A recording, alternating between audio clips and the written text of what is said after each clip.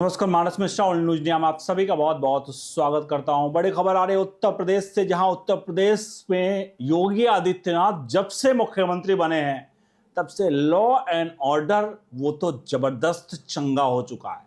इसी क्रम में जो लोग इजराइल और ईरान के युद्ध में ईरान के लिए छाती पीट रहे थे, उनके लिए मातम बड़ी खबर है, क्योंकि जुमे की नमाज और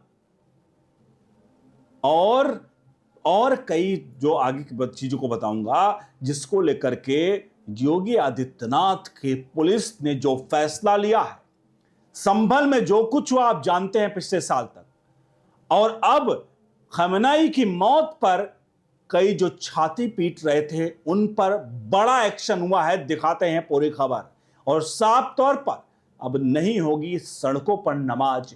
क्या फैसला लिया गया है दिखाएंगे, अनुरोध करेंगे वीडियो के कमेंट बॉक्स में योगी आदित्यनाथ के पुलिस का यह फैसला, सीएम योगी का रौद्र रूप आपको कैसा लगा कमेंट बॉक्स में जरूर लिखिएगा, और वीडियो को लाइक शेयर जरूर करिएगा।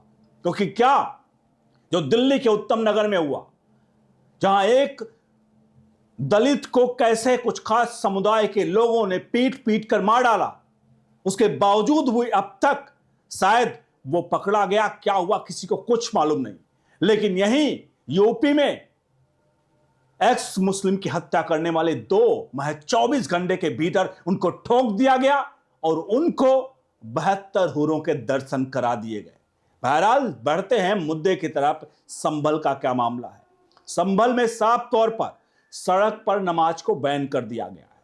इसके अलावा यूपी में सीओ का आदेश है। जी हां, ये किसी और का नहीं, सीओ का आदेश है। सीओ का नाम है कुलदीप कुमार, जिन्होंने ईद को लेकर के, अलविदा जुमा को लेकर के पहले एक पीस कमेटी की मीटिंग बुलाई थी, और पीस कमेटी की मीटिंग में उन्होंने कहा कि जुमे की नमाज में सड़क पर कोई भी नमाज नहीं पढ़ी जाएगी।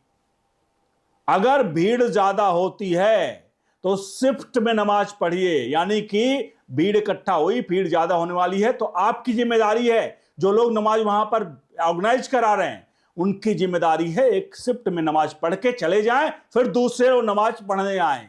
सड़क पर कोई नमाज नहीं होगी। और ये क्यों लिया, ये फैसला क्यों लिया गया है, आपको सुनकर के हैरानी होगी। ये फैसला लेने के पीछे की मेन वजह क्या थी। ये फैसला लेने से पहले मेन वजह समझ लीजिए, बताते हैं आपको।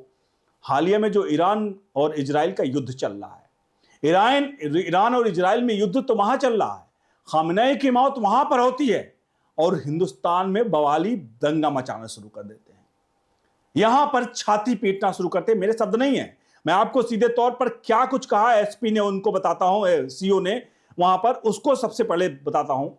पीस कमेटी की बैठक में सीओ कुलदीप कुमार ने चेतावनी देते हुए कहा कि कुछ लोग ईरान के लिए कुछ छाती पीट रहे हैं कि ईरान को मार डाला।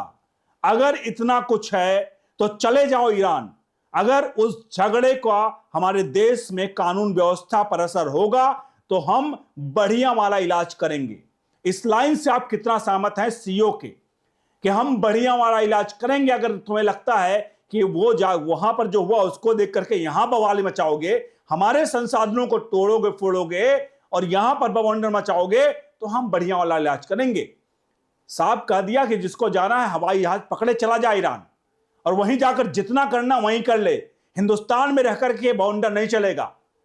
आपको ये सीओ का ये ऑर्डर कैसा लगा आप बताइए?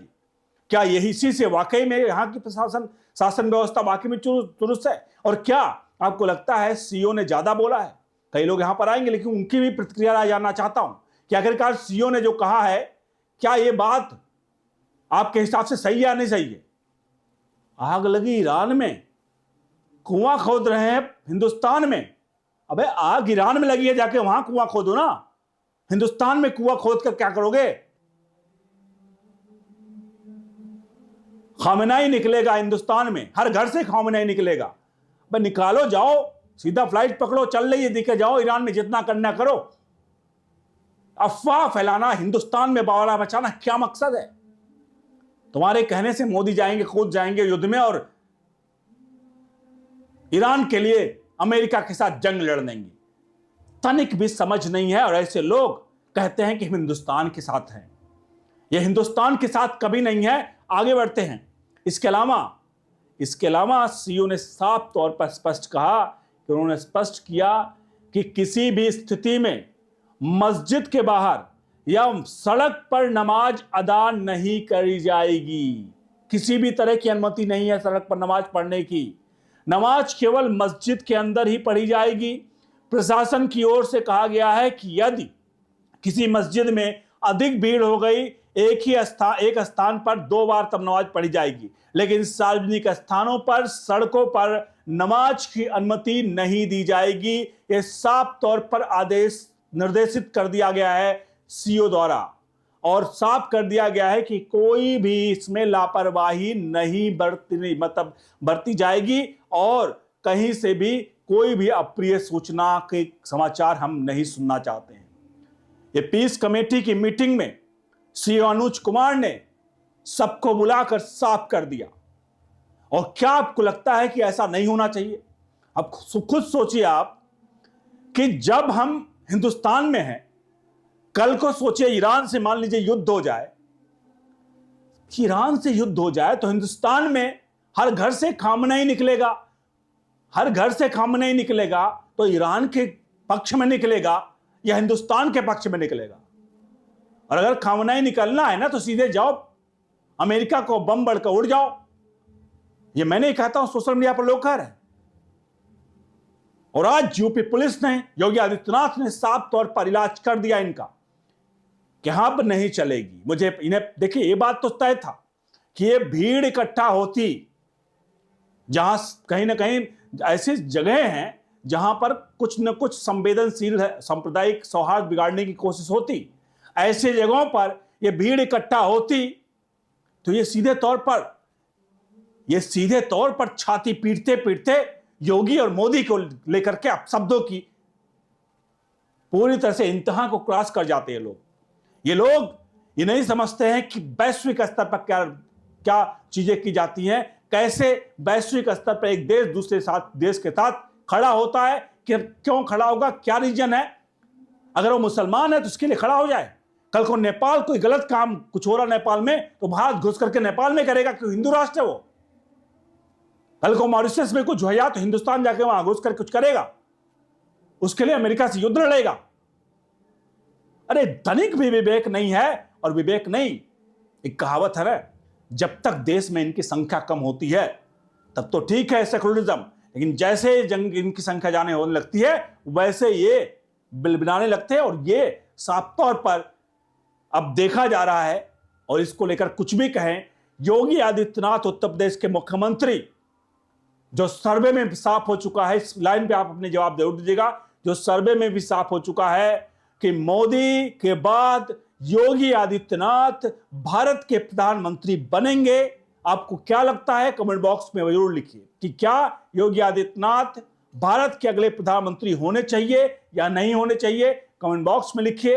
वीडियो को लाइक शेयर जरूर करिए। हम ये वीडियो बनाने का मकसद ये नहीं था कि किसी के समाज को सौहार्द बिगाड़ने का। सबसे बड़ा मकसद यहां पर है कि जो लोग भी हिंदुस्तान में रह रहे हैं तो कम से कम ईरान के गुणगान न गाएं। सरकार जो भी हित में होगा वो लेगी। और अगर तुम्हें लग रहा है कि तुम्हारे लिए कुछ गलत हो रहा है तो आप प्रोटेस्ट करिए ना। आप ईरान में गलत हो रहा है, पाकिस्तान में गलत हो रहा है, अफगानिस्तान में गलत हो रहा है, फिलिस्तीन में गलत हो रहा है, तो आप लेकर के डंडी तख्ती लेकर के निकल जाओगे कि मोदी चलो लड़ने चलते हैं। अरे लड़ने जाना तो भरो फ्लाइट का टिकट और घुस जाओ, जाके जो करना करो वहां पर जाकर बता दो कि हाँ हम आई लव ईरान, वीडियो बना करके भेज दो। लेकिन ये यहां पर नहीं चलेगा और नहीं चलना चाहिए। इस बात से तो मैं भी सहमत हूं। बहुत बहुत धन्यवाद।